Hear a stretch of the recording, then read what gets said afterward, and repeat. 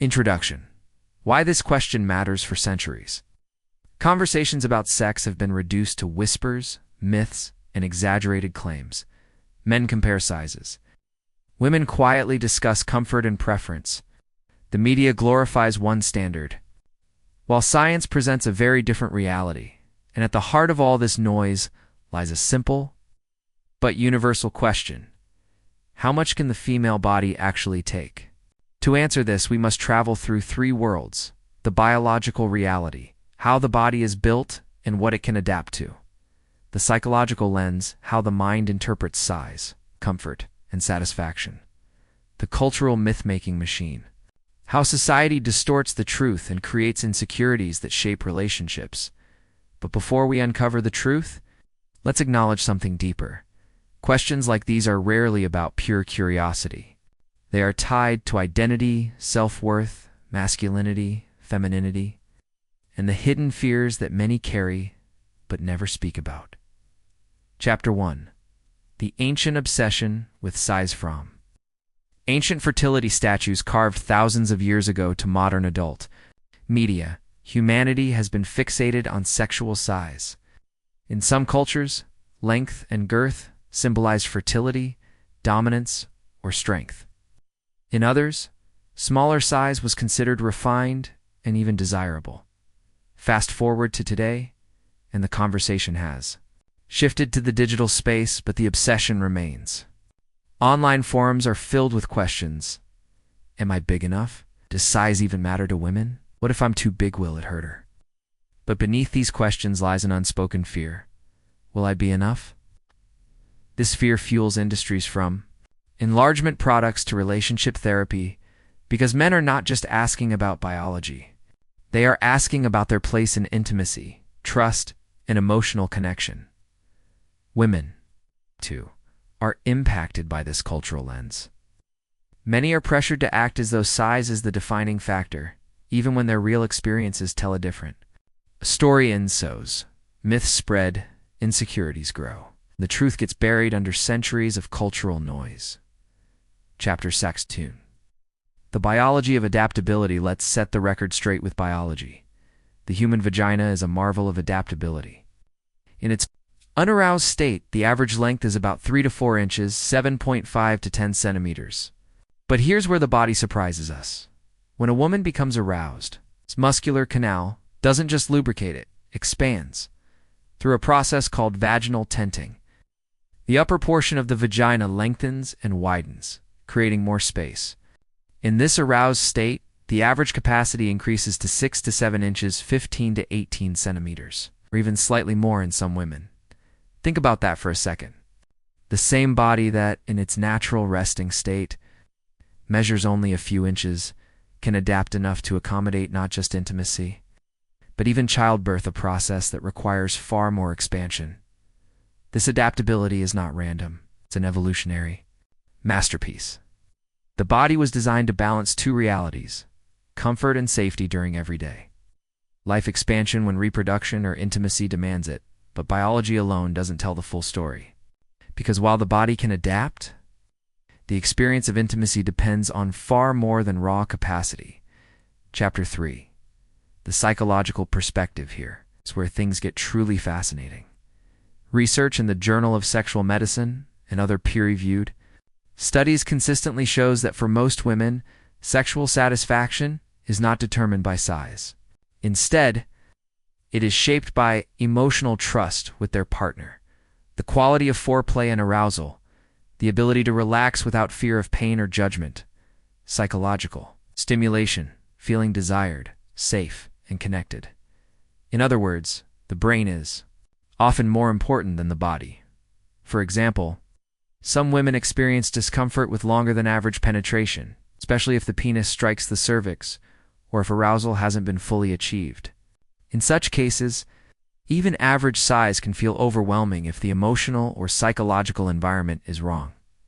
Conversely, in relationships built on trust, where communication and arousal are prioritized, women often report high satisfaction, regardless of size, because the mind interprets the act as pleasurable, safe, and fulfilling. This is why therapists and educators stress the importance of compatibility, communication, and presence rather than measurements. Chapter 4. Where myths and reality collide, here's where the conflict becomes sharp. Society tells men bigger is always better. Biology whispers the body adapts, but comfort has limits. Psychology insists emotional safety is more powerful than size. So who do we believe? This clash of narratives is the reason many couples struggle. Men may feel pressure to perform with size, while women may feel pressure to act impressed or satisfied even if their true needs are more emotional than physical. The result? Miscommunication, performance anxiety, an intimacy that feels like a performance rather than a connection. But here's the twist.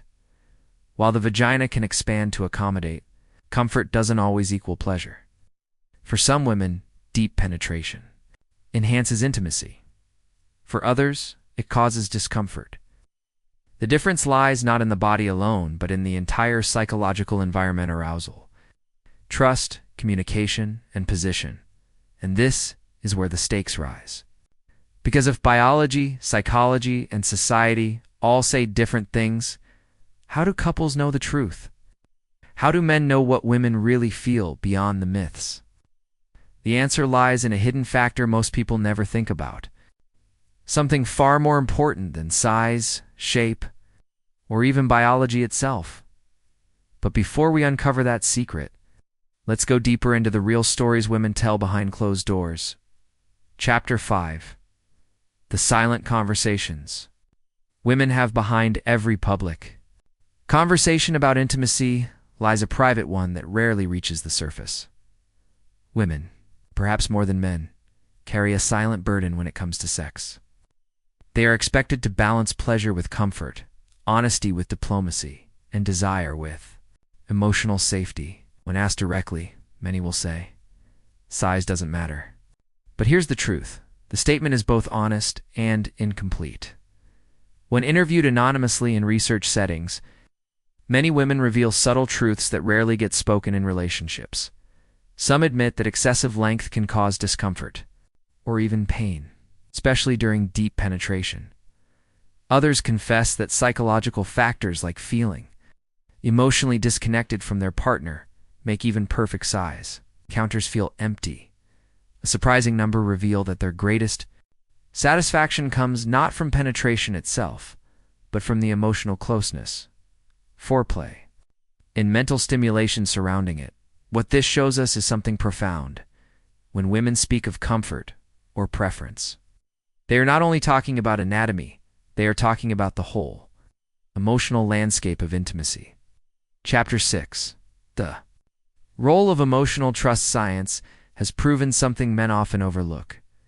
The female body responds directly to emotional safety.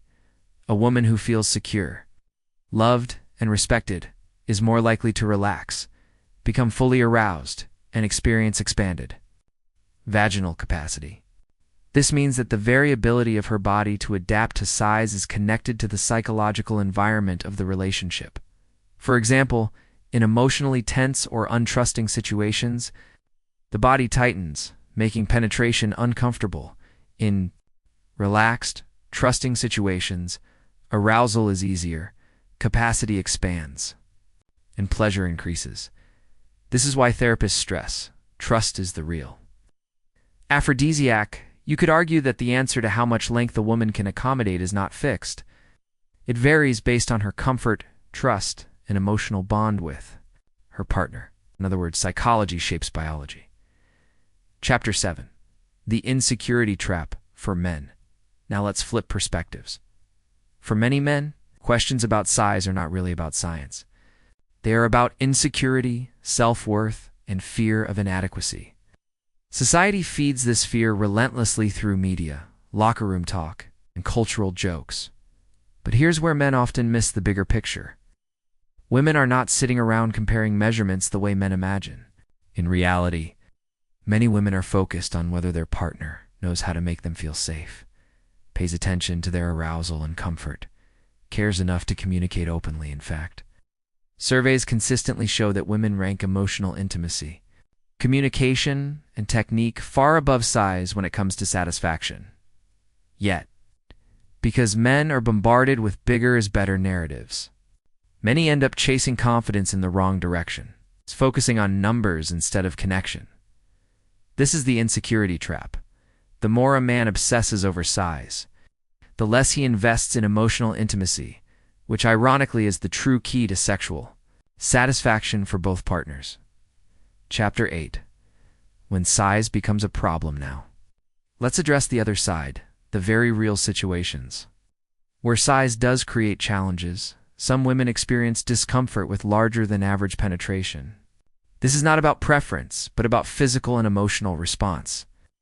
Pain during intercourse, known as dyspareunia, can occur when the cervix is struck repeatedly or when arousal isn't sufficient. In such cases, the solution isn't avoidance, it's communication and adaptation.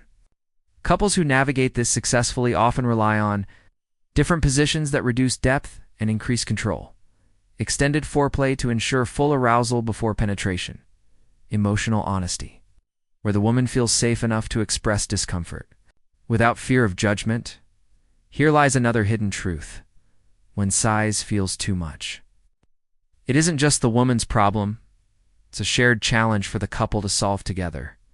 Ironically, couples who face this issue often end up developing stronger communication skills because they are forced to prioritize honesty and adaptability.